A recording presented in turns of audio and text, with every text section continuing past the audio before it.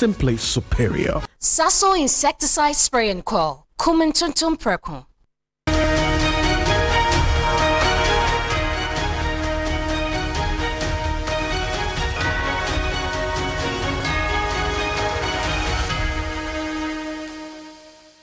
And hello, good evening. Welcome. This is Ghana Tonight. We're live from news about Desawe Kanda, also live on TV3 Ghana on Facebook and on DSTV channel 279. We're all across the world on 3news.com. I am Alfred Okanse. Tonight, we build up strongly to President John Dramani Mahama's 2026 State of the Nation address, gauging the expectations of sectorial leaders and the experts ahead of tomorrow. Stay with us. We have a conversation on the education sector, the economy, the private sector, security as well. Also, Office of the Special Prosecutor reveals United States Department of Justice sought guidance on the case against former Finance Minister Kenneth Nanaya Oforiatta. We have details of the OSP's release on this matter. Stay with us. Also, there's widespread complaints of a rapidly depleting prepaid power credit prompts Energy Minister and PRC to order inquiry into the matter. Well, we'll be hearing from the Electricity Company of Ghana and then also giving us an explanation of this consistent power outages as a result of some planned maintenance that they've been embarking on for the past over 3 weeks now. We'll get some clarity on that as well going forward. As always, an integral part of the conversation. Let's hear from you. The hashtag we're using is Ghana Tonight on Facebook and on X. Let's get talking.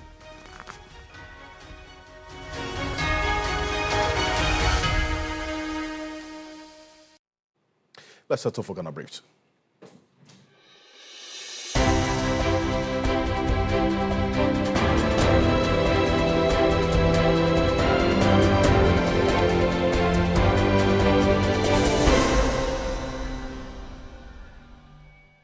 Organized labor is setting the tone ahead of the President's State of the Nation address, calling for bold and decisive measures to tackle unemployment and the rising cost of living.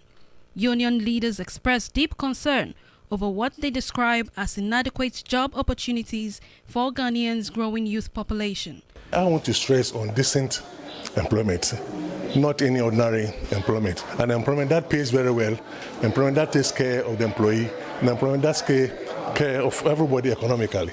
That is what we are looking for. I was saying that the president should have specific areas where this creation is going to happen so that we as labor can also monitor.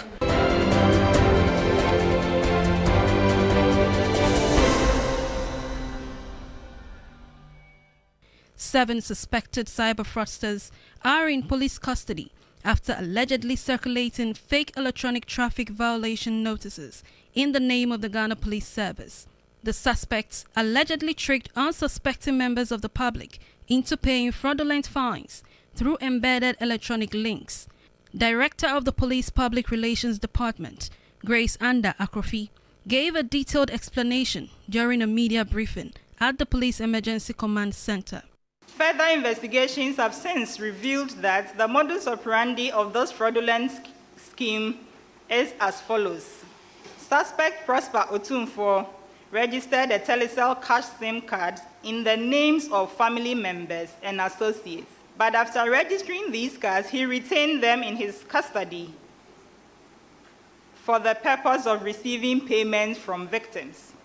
Upon collecting funds from his victims, he would transfer the money to suspect Martha Koshi and furnish her with registered Telecel cash numbers in his possession, directing her to redistribute the proceeds.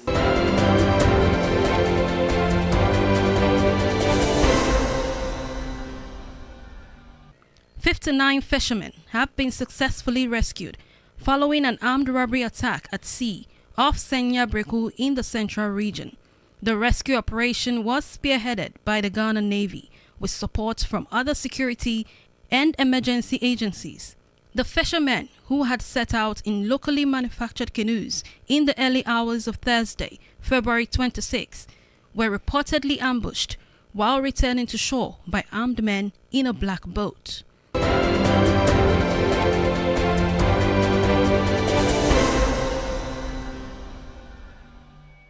The Ministry of Foreign Affairs has dismissed claims that it has approved the extension of drivers and vehicle licensing authority services to Ghanaian missions overseas. In a statement, the ministry clarified that it has not directed its diplomatic missions nor authorized any entity to handle the registration or renewal of Ghanaian driver's licenses abroad.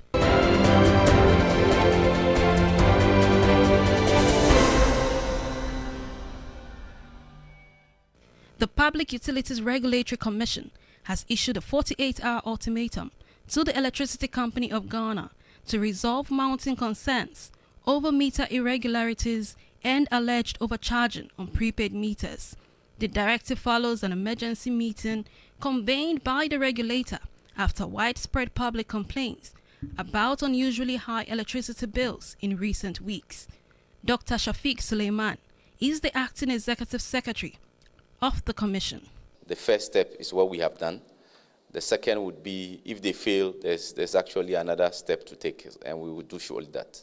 We are very sure that they will comply with the 48 hours with the communication. That's very important. And then within the communication, they will outline the remedies that they have to solve the problems for the Ghanaian consumer.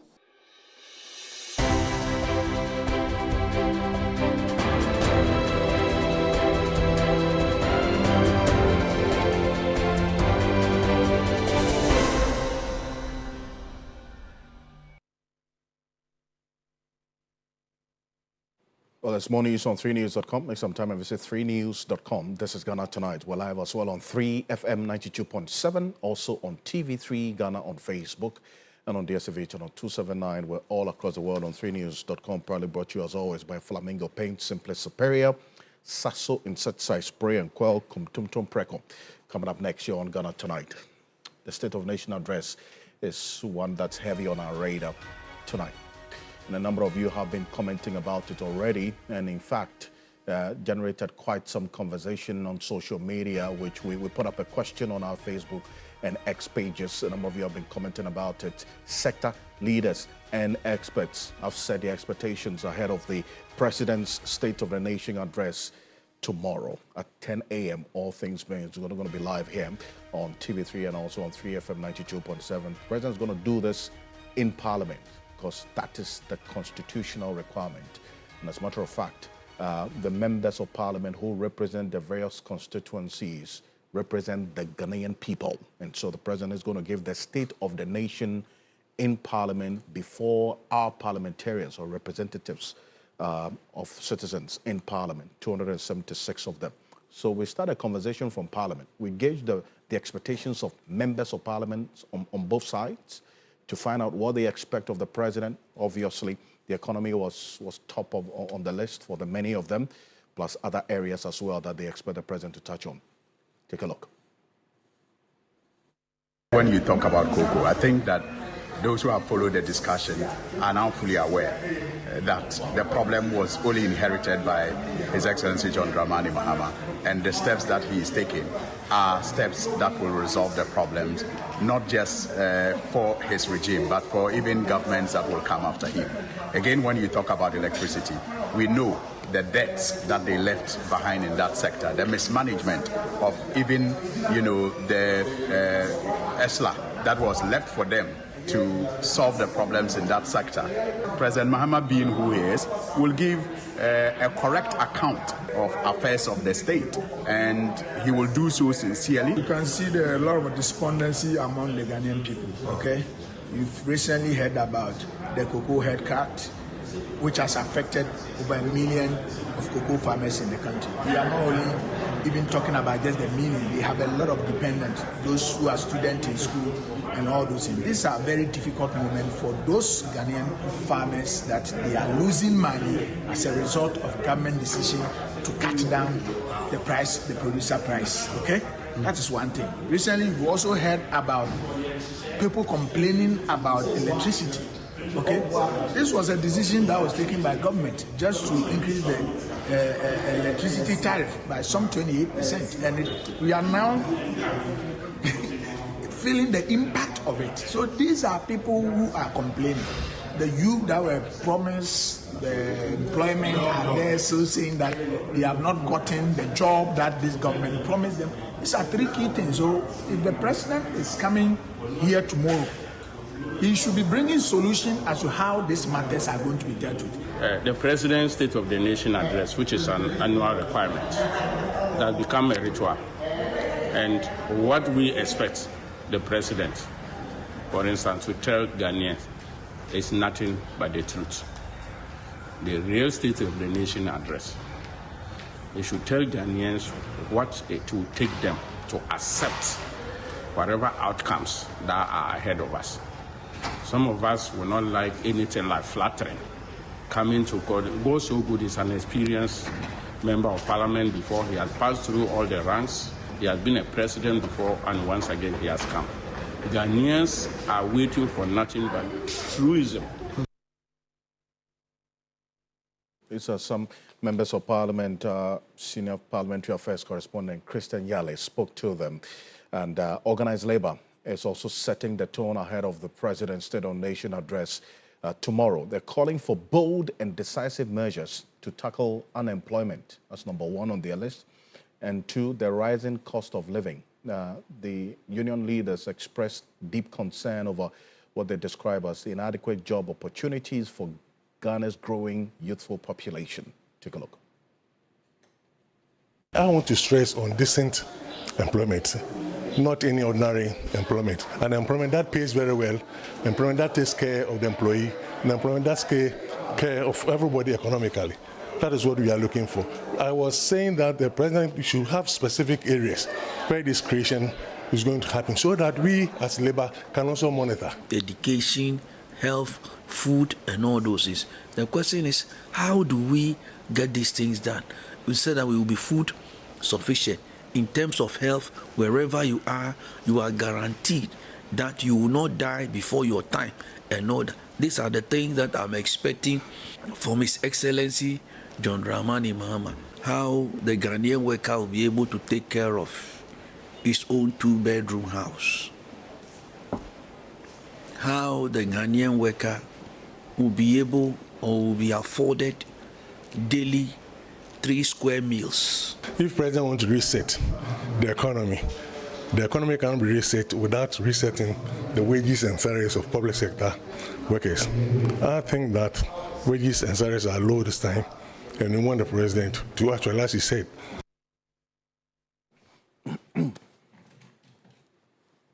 Well, that's organized labor there, and you had members of parliament as well. So we put a question to you, Ghanaians, as well, because the members of parliament whom the president is going to do this in their presence on the floor of parliament are representing you and I. But obviously, you have to have a say in what we say tonight. And there's expectations of the president's State of the Nation address tomorrow. A number of you who have been sharing your thoughts with us on Facebook and also on X. We've got a few of the comments as well. This from Patrick says, the Ada Songo project that he said he will make investigations into. Sure, you're talking about this salt project, and matters arising regarding that. That's your expectation. The next one, Abdul Majid Abubakar, I'm going to put it on the screen right now, says 95% of Ghanaians are anxiously waiting for the full implementation, I'm sure, the full implementation of the oral as promised. Nothing more, nothing less for now. Abdul Majid Abubakar. Thank you for that. And Abubakar Baumia Jr. says unemployment, galamsey, corruption. Those are the top 3 for you. You want to hear the president talk about. Next is Nikwam says redesign the transport sector. Routing buses and trains should be added. Okay, thank you. That's the next one. Jonas says he should make ready market for our farm products. That is our biggest challenge so far. And 99% of Ghanaians are farmers. So changes should come in the various market of our farm products. That is the greatest challenge. Okay, well, yeah, that's the point that you make as well. And the ready market for farm produce has been consistent, and a number of the expectations that we've gauged. Kwame that's Kwabena Owusu Achiao, says the ECG prepaid meters that are running faster than Usain Bolt. Since his government took over, the issue of utility tariffs is worse in our country. It's a difficult situation, you say. This is a matter that we will deal with going into tonight, so stay with us. We'll have ECG's Director of Communications, William Boateng, is going to be joining us. We'll have a conversation on this ECG matter. So stay with us as well. We'll get into a bit more of it.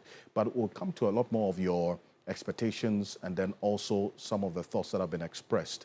But let's start off with the private sector, the Association of Ghana Industries as well, AGI. You hear the organized labor say there's still cost of living, because even though we have seen this when it comes to the economy, the indicators, macroeconomic indicators, are trending towards the right direction in many areas.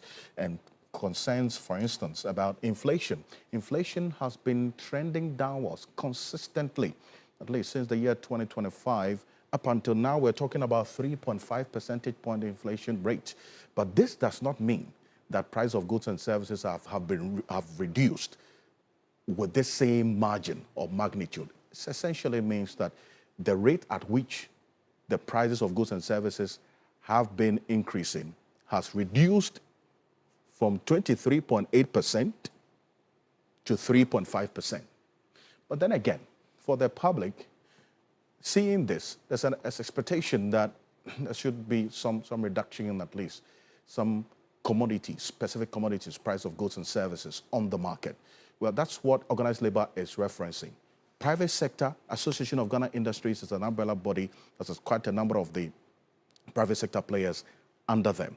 And Chona Makbelo is the Greater Accra Regional Chair of the AGI, Association of Ghana Industries, joining us on Zoom right now. And this directly falls on your lap, Chonam. And whenever this comes up, government is also asking questions of you, the private sector, that look, there's all of this trending towards good direction, but then again, they don't see it reflecting in the price of goods and services that you put up on the market. Now, the president is expected to give the State of the Nation address tomorrow. What is the expectation of AGI? Because you also point to the electricity tariffs, which you say has increased your cost of doing business. So where do we go from here? Thank you. Thank you so much for your questioning. Look, I'll begin by congratulating governments for their record achievements. It's been just 1 year, and to be fair to them, the economy has been fairly stable, and there has been significant gains as far as the management of the macroeconomy is concerned. Our expectation, first and foremost, is to hear from the president how these gains will be sustained. We're interested in long-term sustainability of these macroeconomic gains. So we will be waiting to hear from the president as far as the sustainability of the macroeconomic achievements are concerned. But very, very importantly, we would like to hear the president more on how the 24-hour economy will be implemented. Recently, they've passed the bill. Now it's an act. And so we are interested in how the president intends to engage the private sector in creating the implementation framework, as well as also he letting us know the roadmap in assessing the benefits under the 24-hour economic program. It's also very important to mention the issue of the big push. You'd observe that there are several roads construction that are to happen under the big push.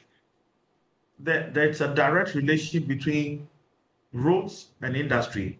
If the roads are good, industrial establishments will be better because we'll have access to better motorable roads to be able to move our goods from the factory to the market, but also moving the raw materials from the farm gates to the industry. So we want to hear the status of the big push program.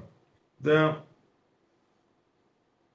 there's a very, very important issue around the diversification of our exports. Currently, about 80% of our earnings on exports is mainly from gold, oil, and cocoa. What it means is that if there's a major reduction in the international prices of these commodities, we will struggle as a country. And so it is clear that we need an agent diversification of our export receivables.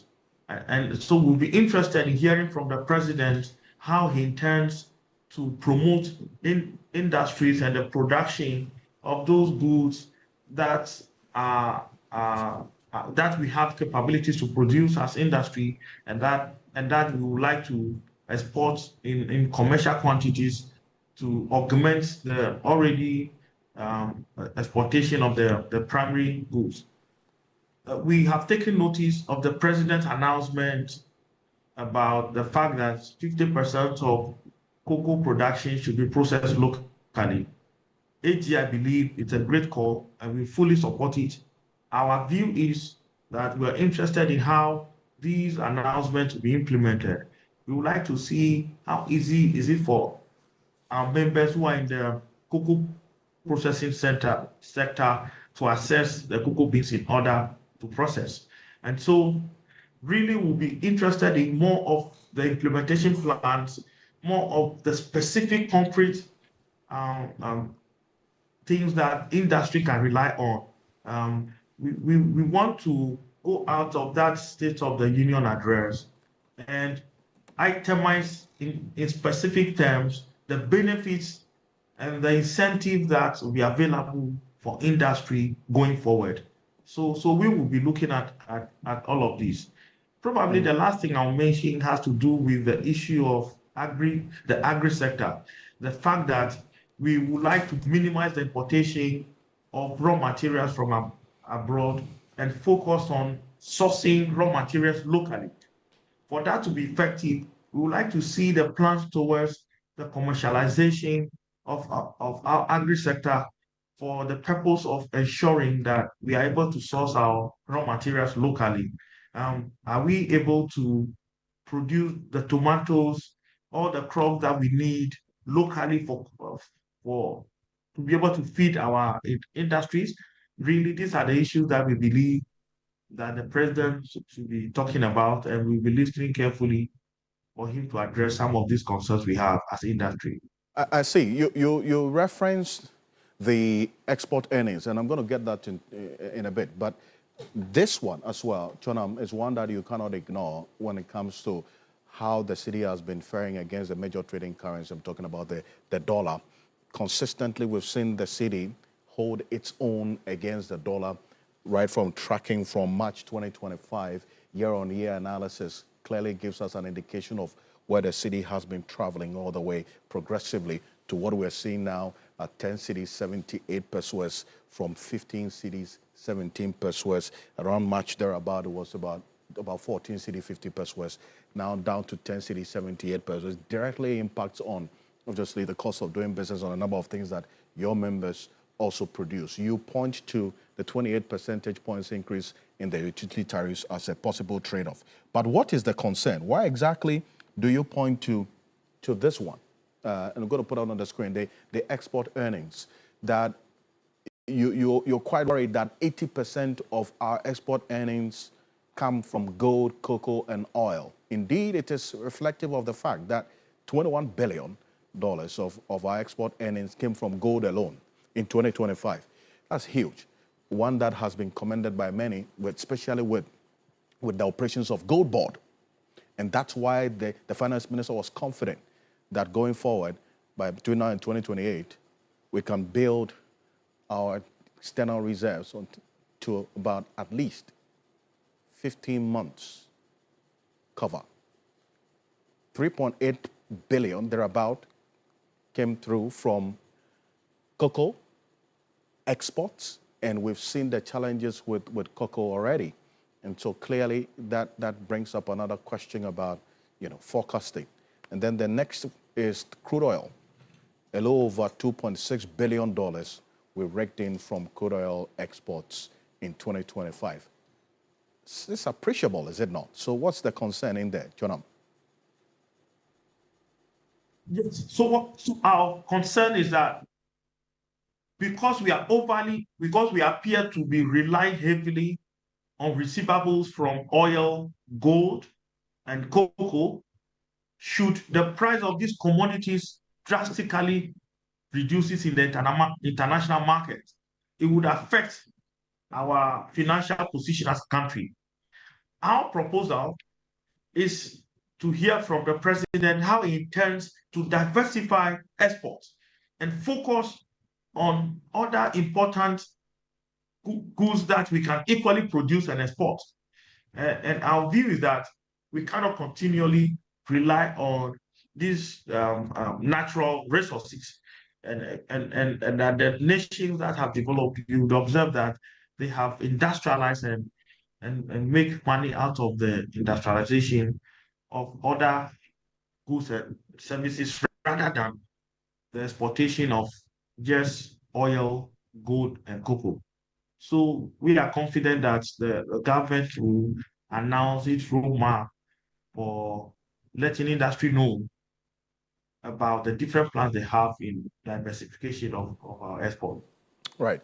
Chona, appreciate you for this. Thank you for your thoughts and also sharing the expectations of the Association of Ghana Industries ahead of the President's State of Nation Address presentation tomorrow.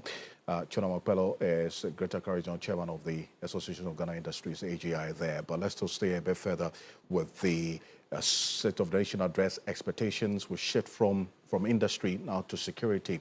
And as security concerns have been raised ahead of the President's State of Nation Address tomorrow on the back of what happened that led to the death of Ghanaians in Burkina Faso. As a result, government has announced sweeping security measures following the deadly terrorist attack on Ghanaian tomato traders in Burkina Faso that left 8 people dead and others injured.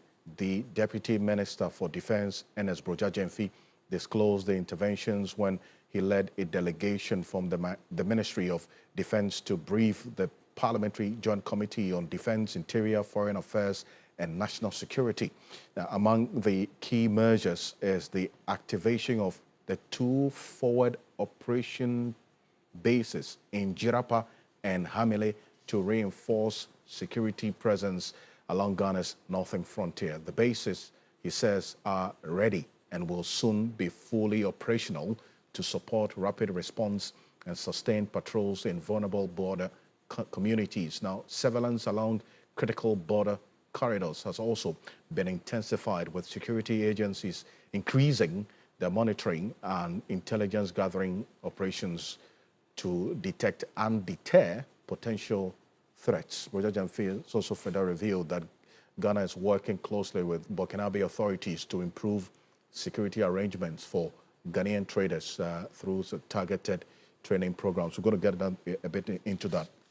But still talking about the expectations, and this specific has to do with the security, and this is coming at a time when a number of persons have expressed their own views about what they expect the president to do or to say in the State of the Nation Address after that deadly attack that led to the death of Ghanaian tomato traders tomorrow. This is the pointer we are getting. But Dr. Victor Doke is joining us on Zoom right now. He's a security analyst, a lecturer at the Kofi Annan International Peacekeeping Training Center.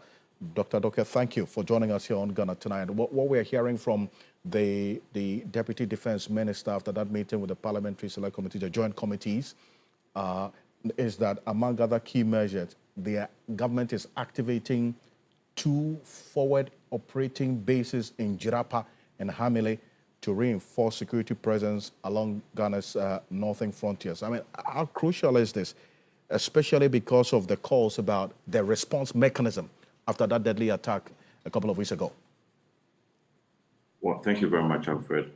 It is crucial in a sense that to have an FOB in very specific locations when you're talking about the northern part of Ghana, and then we're looking at how close they are in proximity to neighboring countries that are facing violent extremism, i.e. Burkina Faso, Togo, and the rest.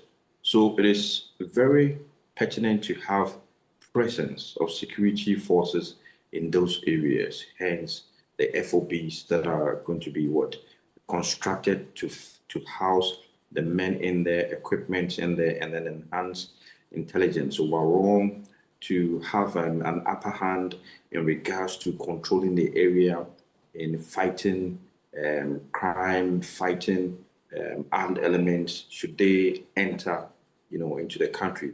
So it is very, very important also to establish a very efficient and effective system where your intelligence gathering is very apt to relay information, not only within your security apparatus here, but also from other sister states to, be analyzed by yourself and then to know which response mechanisms to rightly implement. Holistically, you look at these two new FOBs that are going to be added to the already existing FOBs that are in the north. It is very it's very telling that the northern part of Ghana may be an avenue where we may see some elements coming in. Now, let's not forget there was a report some time ago where an armed element or a terrorist crossed over and then traded his weapon for what? Gold. So that tells you that we need the security presence in there to have a total control of the area and then command activities in that aspect. Notwithstanding the many conflicts that we have, which are unresolved, they are conduit for armed elements to come in. So when you have FOBs in those areas, it tells you, one, the state is being proactive. Two, it tells you the preparedness. And then three, it also tells us that we are ready to collaborate with other sister agencies for us to curb this menace. And by and all, I see this as a strong political will on the part of the number one gentleman and then the state agencies to be able to protect its citizens, which is a core responsibility of the state. And then by that, they are not leaving any stone unturned. So all investment will have to go in resources, training and capacity building for the men in uniform. And then also one critical thing that we need to mention, the welfare of the men. The welfare means the kind of housing units that are going to be put there to house them temporarily or permanent. It has to be up to standard. Not when you put the men in there and then they are facing challenges with basic needs. It dampens their morale and they cannot effectively fight this menace. So in all, the FOBs are going to be an avenue for coordinating intelligence, coordinating response mechanisms on the security front when it comes to violent extremism or any other threat, or even disasters for that matter. Beyond these domestic measures that we understand government has deployed, including these two forward operating bases, there has been the approval for the deployment of defense attaches to 6 high-risk countries. I'm going to put those 6 high-risk countries based on the information we got from our sources in the Ministry of Defense this evening. The approval for the deployment of the defense attaches to these 6 high-risk countries: Mali, Burkina Faso, Niger, Israel, Iran, Libya. These are the defense attaches who are going to be responsible for also intelligence gathering, or to ensure that Ghanaian citizens in these countries are protected, so as it were to preempt some of these attacks. Because that's one of the major issues that have come up, that if we had some security intelligence to gather information preempting some of these attacks, maybe there would have been enough measures in place that would have prevented the deadly attacks that led to the death of these 8 tomato traders. I mean, a crucial development, you would say? It has a direct bearing, but before I go to that, I think this appointments rather came late, in my opinion. We should have had this appointment done immediately or some few months after the new government takes place, because your ability to gather intelligence through your missions, i.e. the political desk, and then your attaches, is very critical for us to know what is happening in other states. Okay, when you have this information, it makes you analyze the data coming in for you to know the kind of responses you are going to implement against the kind of threat that you are going to face. It also helps you to collaborate and coordinate effectively. It is very key. So with this appointment that have been done now, should have been done earlier, it tells us that we are learning and we have taken key from what is happening, around us, what is happening in Togo, what is happening in Burkina, Mali, Niger. So it is very important that these attachés not just go there as just a ceremonial representative, but to go and then work effectively with regards to gathering information and intelligence about threats that we in this country could face. So holistically, it helps a lot. These high-risk states are states that are battling with insurgency. And we know how insurgency can be when you are not able to curtail it. The devastation, the destruction, the killings, and all of that. And most importantly, it disorients the system. You cannot have any, fair role to play when it comes to governance. So in what the president has done, part of it being proactive, it is also to ensure that we as a country, we fill in every gap when it comes to security, intelligence gathering, and then be prepared for any eventuality. So when you do all these things, then you are able to ascertain what is coming in and then effectively apply the right remedies. Other than that, it means that whatever that is coming in, you will be taken by surprise. So assuming we had all these appointments done earlier, okay, I don't know if Burkina was done then or is part of this, this current one. Then the duties of those attachés will be to what? Gather information, okay, through primary sources, through secondary sources, and then what? Relay those informations to us here, the security apparatus here, for us to what? Analyze the information. So then you would have expected that, assuming the attaché in Burkina Faso had relayed information about their activities, the different types of armed groups in there, the areas where they have operated within the last 6 months, the last 3 months, we would be able to have what? Informed our citizens on the areas to avoid with regards to what? Being attacked. But this wasn't done. So this is one of the reasons why these appointments have been done now, which should have been done earlier on. Okay. Dr. Doke, thank you for your thoughts on this. So I appreciate you. And that's one to expect as well, some more detail on this matter, at least the latest development we're hearing tomorrow from the president on the State of the Nation address as well. But here's what we do know, that the government has approved the deployment of defense attachés to 6 high-risk countries. One of the things they'll be doing as well is to collect intelligence for the protection of Ghanaian citizens in those countries. But let's still stay with the State of the Nation address expectation, this time to the education sector. And there's a statement that has been issued by the Africa's Education Watch, that's one of the foremost education CSOs in this country. We'll read through that statement. We'll also speak to the Institute for Education Studies, another CSO in the education space as well, their expectations ahead of the State of the Nation address.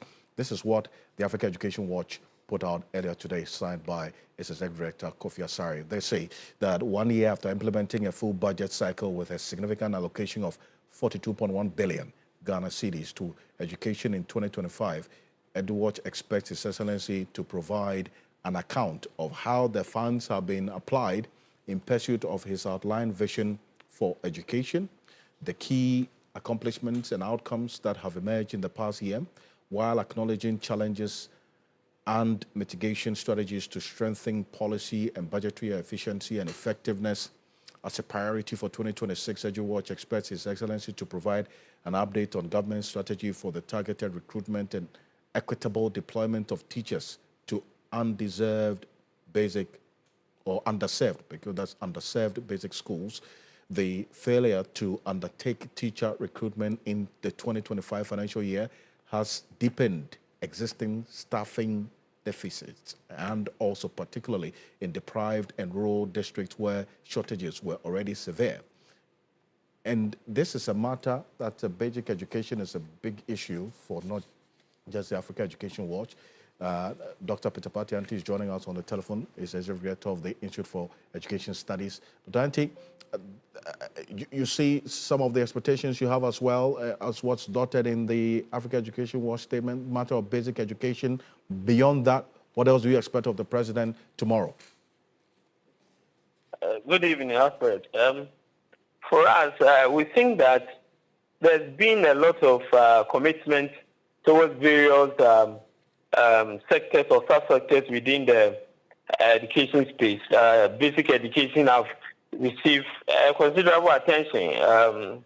Pre-senior high school, considerable attention. In terms of tertiary education, we've seen the introduction of the no-fee stress and scholarship for persons with disability. What we think the State of the Nation address in the education sector we should look at is the teacher factor. So for us, our focus is what is the president going to say about the teacher?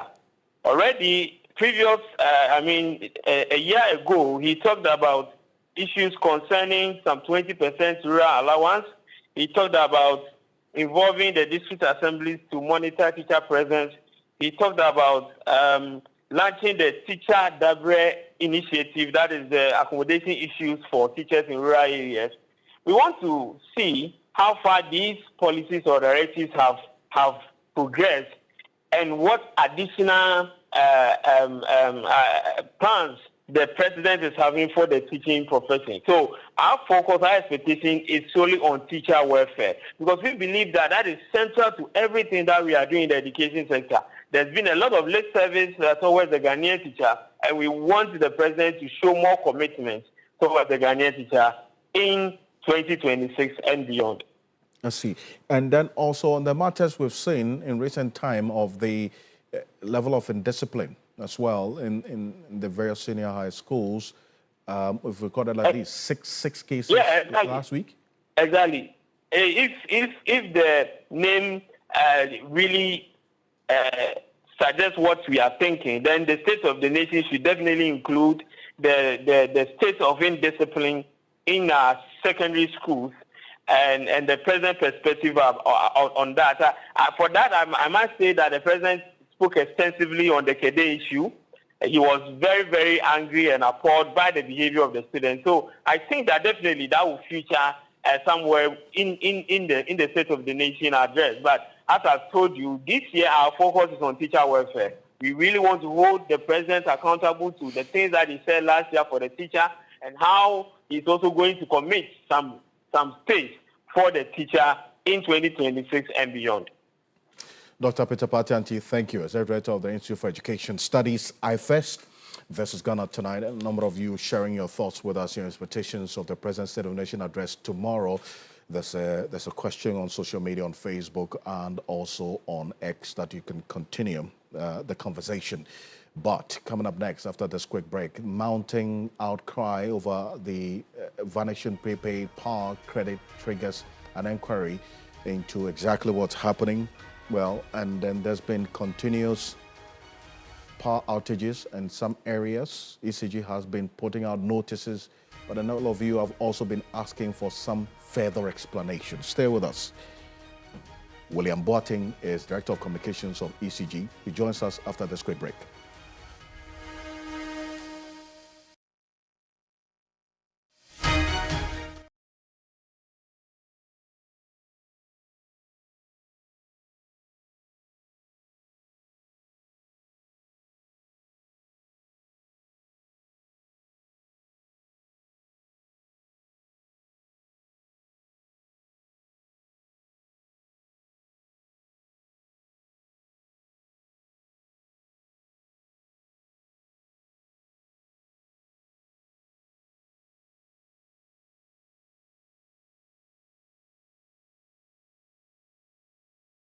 Under the scorching sun to keep our teeth white and our breath fresh.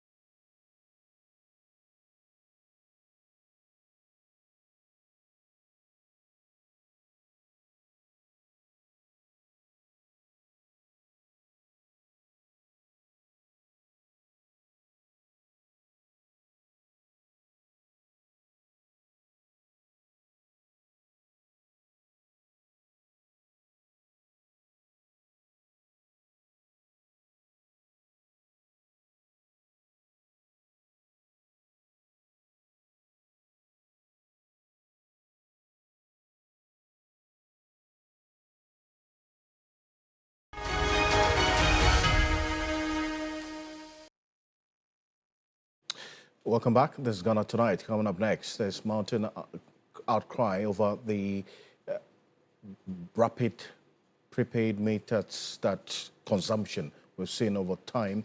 And in fact, this has triggered the Public Utilities Regulatory Commission, PRC, has issued a 48-hour ultimatum to the Electricity Company of Ghana to resolve mounting concerns over meter irregularities and alleged overcharging on prepaid meters. Now, the directive follows an emergency meeting convened by the regulator after widespread public complaints about unusually high electricity bills in recent weeks. This is a PRC. Take a look.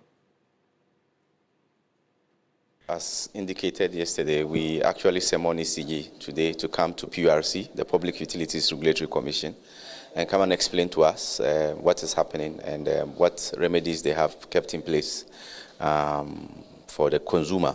And they've done just that. We are still in a crunch meeting. We are trying to get them to explain further.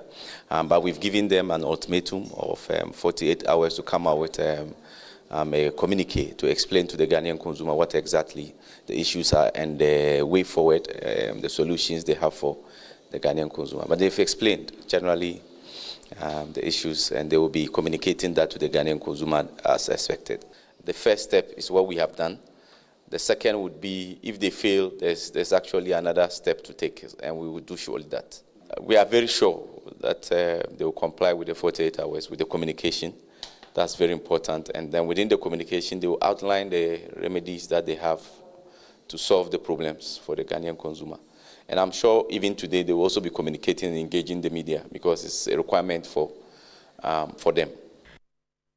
Well, so Energy Minister Dr. John Jinapor also had directed the Electric Company of Ghana to look into the matter as of yesterday. Take a look. We need to investigate it first. It's too early to jump into conclusion that the meters have been tampered with. So I've tasked the team to do the investigation, let them do the investigation, impartial one, so that when they bring the report, we'll have an informed information and then we'll make an informed decision. Once we conduct the investigation, assuming some meters are faulty, we have to replace them immediately because you must put the right meter. And if it turns out that people have overpaid, we have to find a way of compensating them. But like I said, it's just too early. Let us conduct the investigation. Fortunately, we have a very good working relationship with the PURC. So the PURC, the Energy Commission, the Ministry, and all the agencies under me are working together. We'll make sure that we get to the bottom of this matter and resolve it in a fair and impartial manner. Well, that's Dr. John Jinapor there. And we put up a question on social media for lots of you watching us to share with us. Have you experienced unusual consumption of your ECG prepaid credit? That generated a lot of reactions from you. Ohima Amponsa says, my light just went off when I want to check I'm owing them. So I don't know how come you say I'm owing them, you say. And this one says, Idris, I bought 50 CDs worth of ECG credit, I'm sure is what you want to put out, and it finished in 2 days. 50 CDs, 2 days. But I use same for almost a month. I want to know where you live. You're using 50 CDs a month and what you're using at home. In the previous month, you say you bought 50 CDs and you were using it for 1 month. I have 2 bulbs and a radio in the room. That's what he says he has. So that's one to watch. This is within the lifeline bracket. 2 bulbs, 1 radio in the room. 50 CDs. He says he was using it for almost a month in the previous months. And then he says this one finished in 2 days. Sonny Rain says the same gadget, consumption per week, source the moment ECG replaced meter. I was using the Nuri meter. It was manageable. When it was replaced with what is going around lately, it says it's gone up. My daily consumption is 50 CDs, 3 weeks into February, and I have spent 1,100, 250 Ghana cedis for 6 days. And the worst part is that even when there's light out for days, it finishes at exactly 6 days. Postpaid 2 is something else. So this is from God's Way. per what I'm using. Every month I pay around 300 cedis. In October last year, the bill that came was 270. Then I said, let me just wait and pay it together with what will be coming in November. Then boom, 1,700 was my bill when the November bill came. You don't understand what's going on till now. 35 cedis disappeared last Thursday while I wasn't even home, and all my gadgets were off. Amma Wilson, Owusu, this thing, 100 cedis for 3 days within these 2 weeks. It's sad. It says in my own, Abdul says February hasn't ended yet, but I have spent 460 cedis already. Well, so we want to understand exactly what's happening right now. On the back of what the Minister in charge of Energy and Green Transition, Dr. Jenapo, has just said, and the PURC was also giving ECG 48 hours to get into this. William Boateng is Director of Communications of ECG, joining us on Zoom. So Boateng, thank you for joining us here on Ghana Tonight. First off, I want to understand how the ECG is working to address the concerns that some of these persons have put out, albeit the fact that it's not a nationwide situation, but you have quite a number of people who have experienced this situation and are putting it out. How do you intend to respond to all of this? Well, I've been interviewed by some of your sister organizations, but in fact, they didn't go directly to this one. They were asking what would be the causes of customers' increase in consumption. I made mention of electrical gadgets that we purchase and the duration of the usage and things. They are all some of things that can increase our bills and so on and so forth. But along the line, we realized that that's not what they were talking about. They were talking about the fact that people purchase the credit and then it run like we are doing our own investigations. Yes, we have seen something that we need to explain. Not now, because the minister has ordered, our Honorable Secretary has ordered a report. PRC has called us to a meeting today. They are putting a team together. So we don't want to speak to whatever we've gathered and what you have given to them. So give us some time, let the regulator himself, who is doing the monitoring, come around with his team, let them come and verify. Then the company will come out on that. But I can assure you that we are doing our best in terms of the billing. We are certain that we are doing the right thing. But let's leave it to the experts to come. They themselves do the verification and then do the monitoring and then report back to our customers. So there's that transparency, and we make sure that there will be coverage and there's that visibility, and then we'll all be happy about what we are doing. I see. And in fact, apart from this situation of these concerns that have come up with the electricity credit running at a pace when there has to be some understanding, we've seen some communication from you, at least over the last 3 weeks to almost a month now, where because of the planned maintenance that you're embarking on in some areas, in fact, today, for instance, we got calls from Anochi and Nananom Junction, the specific areas we've seen, and in Krampakrom. All these areas are we got specific in the Ashanti region. We've got some notices earlier, parts of Greater Accra region, the Tema region, for instance, and others, which you classify. And we've seen this planned maintenance works for improved service delivery notices over the last 3 weeks I have been putting out here on Ghana Tonight. Now, the consistency of it is what has raised some concerns among the general public. How would you respond to those who say this is just some disguised doomsday that's going on, but you call it planned maintenance?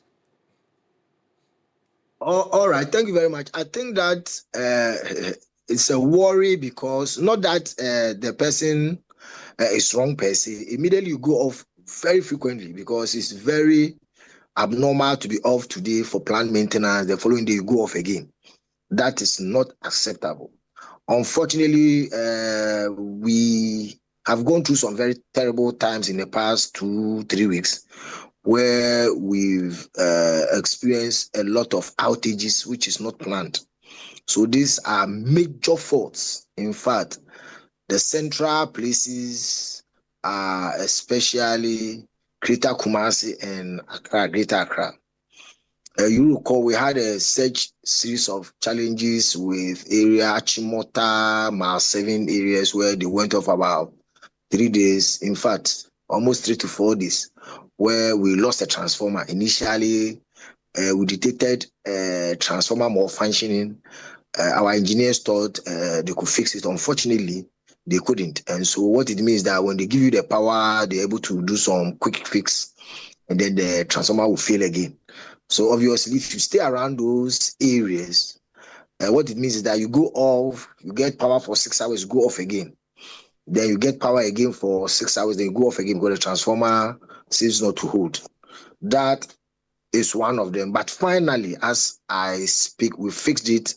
We have installed a new transformer in the area, and I can assure you now it is a thing of the past. We have a similar case around Adenta. The entire Adenta and these environs went through similar experience. If you have seen the newspapers today, graphic, instead of 1 week program, it took the engineers our only 2 days, to the admiration of all of us, because we are under a lot of pressure. We have installed a new, bigger power transformer at Adenta primary substation as I speak. We remove a 20 MVA. Today we have around 30 to 36, what it means that about 50% extra capacity. So I can assure you that also the Adenta environs that they've been going through, series of outages, is also a thing of the past. We have assured our customers, and in fact, our Honorable Sector Minister, Dr. Jinapo, that we have identified certain hotspots, especially we are talking about the HV feeders, and we are talking about our primary substation where we need to more like increase the capacity. So we have to work assiduously as we speak and start inject the system, because there's a lot of increase in consumption of energy now. And you'll be surprised at the rate at which we are climbing. we are climbing the ladder. I see, but if you say there's increased consumption, exactly what do you mean? Just let us into that, because there's a consumption pattern that we know. We say there's increased consumption. What exactly is the detail of that? If I should give you some quick figures, if you take Accra in the last 2 years, as we speak, 2024, we're somewhere below 1,000. Today, Accra alone is 1,075 megawatts in terms of the load. What it means is that the entire Akusumu that you know, the almighty Akusumu, Accra alone has swallowed the power that Akusumu gives us. When you go to Kumasi, for example, we were hovering around a figure of 350 some time back. The last I checked, in the last 2 years, 3 years, we are now somewhere heading towards 500 megawatts. So the load is increasing. And I think that is putting a lot of pressure in the system. What we should have done, I admit, the problem or the challenge is that we are not investing enough to meet the demand.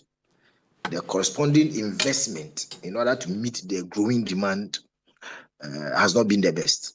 And so we are far behind. We went to see our Honorable Minister, generous enough. He gave us hundreds of transformers. We swallowed all.